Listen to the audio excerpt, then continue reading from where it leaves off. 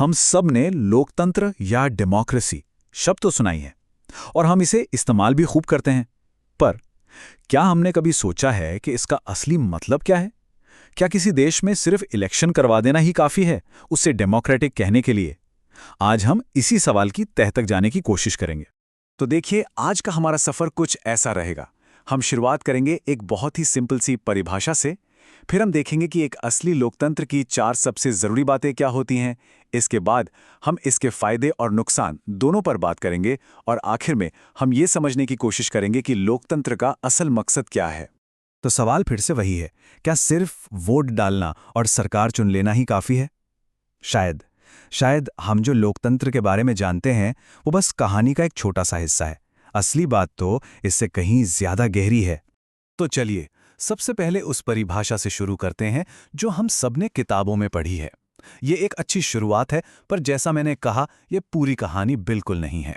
तो परिभाषा ये है, लोकतंत्र यानी डेमोक्रेसी सरकार का वो रूप है जिसमें शासकों का चुनाव लोग करते हैं। सुनने में तो बड़ा सीधा साधा लगता है ना, पर जरा सोचिए, ये परिभाषा जितने जवाब देती है उससे कहीं ज्यादा सवाल खड़े कर देती है। जैसे कि ये शासक कौन है और ये लोग कौन हैं जिनका जिक्र हो रहा है। और सबसे बड़ा सवाल, एक चुनाव को हम सच में लोकतांत्रिक कब कह सकते हैं? इन्हीं सवालों के जवाब हमें मिलेंगे एक चेकलिस्ट में। जी हां, एक असली लोकतंत्र की पहचान के लिए 4 शर्तें हैं, 4 सबसे जरूरी बातें। चलिए एक एक करके इन चारों को समझते हैं। तो ये हैं वो 4 स्तंभ। पहला, असली पावर चुने हुए नेताओं के पास हो। दूसरा, चुनाव में फ्री और फेयर कंपटीशन हो। तीसरा, हर एक इंसान के वोट की कीमत बराबर हो। और चौथा, कानून का राज हो और नागरिकों के अधिकार सुरक्षित हो। अच्छा, अब पहली शर्त को थोड़ा और समझते हैं। देखिए, चुनाव करवा देना ही सब कुछ नहीं है। अगर चुनाव जीतने वालों के हाथ में असली पावर ही ना हो तो क्या फायदा? मतलब बड़े और आखिरी फैसले लेने की ताकत सिर्फ उन्हीं लोगों के पास होनी चाहिए जिन्हें जनता ने वोट देकर चुना है। इसका सबसे अच्छा उदाहरण पाकिस्तान का है। साल 1999 में जनरल परवेज मुशर्रफ ने एक मिलिट्री कूप के जरिए सत्ता पर कब्जा कर लिया। फिर उन्होंने एक ऐसा सिस्टम बनाया जहां चुनी हुई सरकार के ऊपर एक नेशनल सिक्योरिटी काउंसिल बैठा दी गई जिसे मिलिट्री कंट्रोल करती थी। तो मतलब क्या हुआ? मतलब ये कि जिन नेताओं को लोगों ने चुना था, असली शासक वो थे ही नहीं। और यही सबसे जरूरी बात है। ये दिखाता है कि कोई देश कागज पर तो लोकतांत्रिक दिख सकता है, पर असलियत में कुछ और ही हो सकता है। अब आते हैं हमारी चेकलिस्ट की दूसरी शर्त पर। एक डेमोक्रेटिक इलेक्शन का मतलब है असली मुकाबला। मतलब ऐसा नहीं कि बस चुनाव का नाटक हो रहा है। जो पार्टी पावर में है उसके हारने का भी एक असली और फेयर चांस होना चाहिए। अगर हारने का चांस ही नहीं है तो वो चुनाव कैसा? इसे समझने के लिए 2 उदाहरण देखते हैं, चीन और मेक्सिको। चीन में क्या होता है? वहां सिर्फ वही उम्मीदवार चुनाव लड़ सकते हैं जिन्हें रूलिंग कम्युनिस्ट पार्टी से मंजूरी मिली हो। तो कोई असली चॉइस तो हुई ही नहीं। दूसरी तरफ मेक्सिको में एक पार्टी थी, PRI, जो लगभग 70 सालों तक जीतती रही। कैसे? क्योंकि वो वोटर्स पर दबाव डालने और आखिरी मिनट पर पोलिंग बूथ की जगह बदलने जैसी डर्टी ट्रिक्स का इस्तेमाल करती थी। तो नतीजा क्या है? बिना असली चॉइस के चुनाव नहीं, सिर्फ एक दिखावा है। हमारे चेकलिस्ट की तीसरी शर्त पॉलिटिकल इक्वालिटी यानी राजनीतिक बराबरी के सिद्धांत पर टिकी है। और ये बहुत सिंपल है। एक असली लोकतंत्र में हर एडल्ट सिटीजन को एक वोट का हक होना चाहिए और हर किसी के वोट की कीमत, उसकी वैल्यू एक बराबर होनी चाहिए। लेकिन दुनिया में कई जगह इस सीधे से सिद्धांत को तोड़ा गया है। जैसे सऊदी अरब में कुछ समय पहले तक महिलाओं को वोट देने का अधिकार ही नहीं था। एस्टोनिया में जो रशियन माइनॉरिटी है, उनके लिए वोटिंग राइट्स हासिल करना बहुत मुश्किल बना दिया गया। और फिजी का केस तो और भी अजीब है। वहां एक लोकल फिजियन के वोट की वैल्यू एक इंडियन फिजियन के वोट से ज्यादा थी।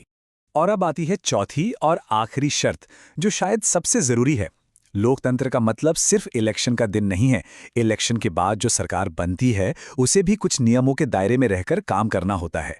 ये नियम तय होते हैं देश के संविधान और नागरिकों के अधिकारों से।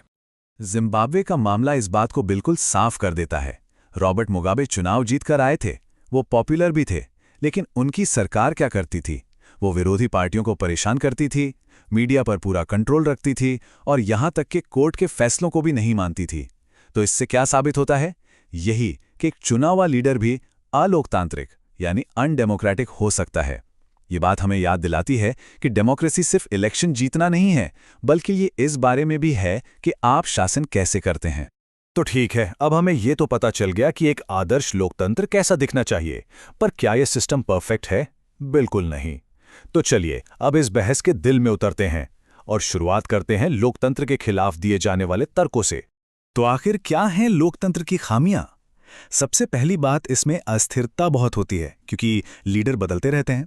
दूसरी बात, ये जो पॉलिटिकल कंपटीशन है, इसमें सही गलत नैतिकता सब कुछ भूल जाते हैं लोग। तीसरी, इतने सारे लोगों से पूछने में, सलाह करने में, फैसले लेने में बहुत देर हो जाती है। चौथी, चुने हुए नेता हमेशा एक्सपर्ट तो होते नहीं, तो उनसे गलत फैसलों का खतरा बना रहता है। पांचवी, भ्रष्टाचार की गुंजाइश भी इसमें बहुत होती है। और शायद सबसे बड़ा तर्क ये दिया जाता है कि क्या आम आदमी को सच में पता होता है कि देश के लिए सबसे अच्छा क्या है? अच्छा, ये तो हो गई सारी बुराइयां। तो सवाल ये है कि इन सब खामियों के बावजूद हम डेमोक्रेसी को क्यों चुने? चलिए अब सिक्के का दूसरा पहलू भी देख लेते हैं।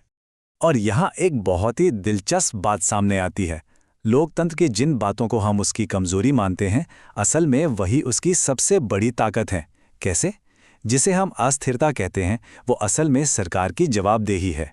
फैसलों में जो देरी होती है, उससे बेहतर क्वालिटी के फैसले निकलते हैं। ये जो लड़ाई झगड़े और कंपटीशन है, वो मतभेदों को शांति से सुलझाने का एक तरीका देता है।